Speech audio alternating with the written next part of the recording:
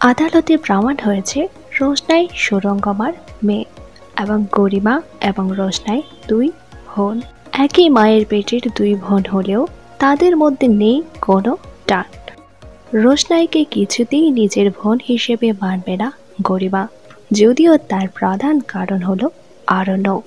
যখন আরণ্যকের জীবনে রোশনাই ছিল না, তখন সে শুধুমাত্র ভালোবাসত গরিমাকে।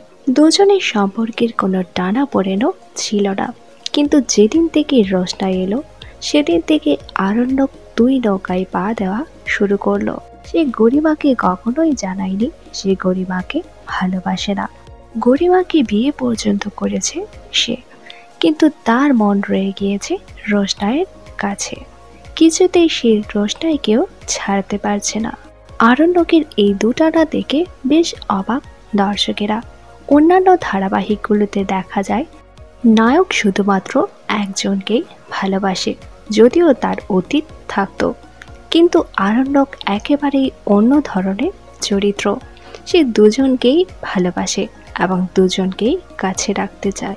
আরণ্যকের এই ধরনের অদ্ভুত সিদ্ধান্তহীনতা দেখে বেশ অবাক দর্শকেরা। আরণ্যকের এই ধরনের অদ্ভুত আচরণ নিয়ে আপনাদের কি বক্তব্য তা নিচে অবশ্যই কমেন্ট করে জানান।